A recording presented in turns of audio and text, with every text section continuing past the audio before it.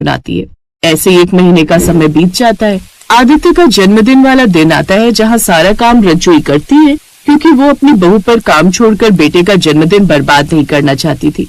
पर काम करते हुए उसे चक्कर आ जाता है और वो गिर जाती है। सभी लोग उसे डॉक्टर के यहाँ ले जाते हैं। डरने की बात नहीं है, इनको थोड़ा आराम की जरूरत है, बस कमजोरी से हुआ है। सभी लोग घर आ जाते हैं। अब रज्जो काम नहीं कर सकती थी तो उसे मजबूरी में सारा काम अपनी बहू को देना पड़ता है। पार्टी का समय आता है। बहुत से मेहमान आते हैं जिसमें रज्जो की जेठानी की बहू शीला भी होती है। शीला कभी भी रज्जो के परिवार का मजाक उड़ाने का मौका नहीं छोड़ती।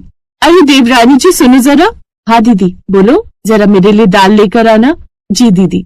रानी दाल लेकर शीला को देती है तो शीला दाल टेस्ट करके बोलती है, ये दाल कितनी ठंडी है देवरानी जी, जाकर इसे गर्म करके ले आओ। मैं लाती हूँ शीला बहू। नहीं चाची जी, देवरानी जी ले आएंगी।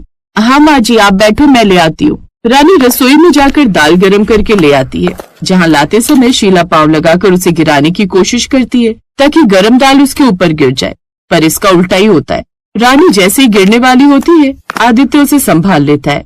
ध्यान से चला करो ना। वो मेरे पाँव में कुछ आ गया था।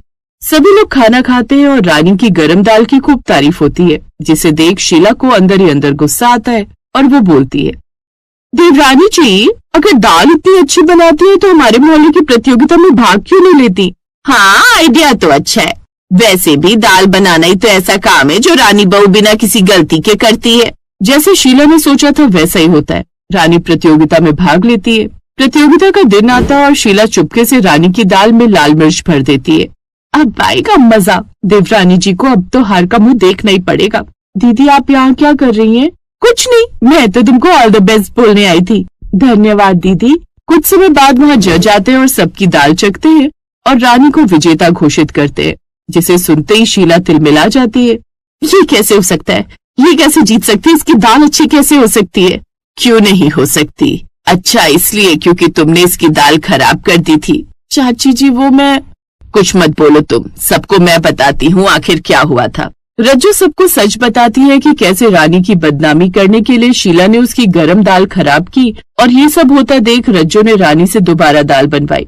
माँ जी आपने तो मुझे कहा था दाल ठंडी हो गई है, गरम करके स्वाद चला जाएगा इसलिए दोबारा बना। हाँ बेटा मैंने कहा था, क्योंकि मैं जानती हूँ अगर तुझे पता चलता कि शीला ने क्या किया तो तू उसकी खुशी के लिए जानबूझकर हार जाती।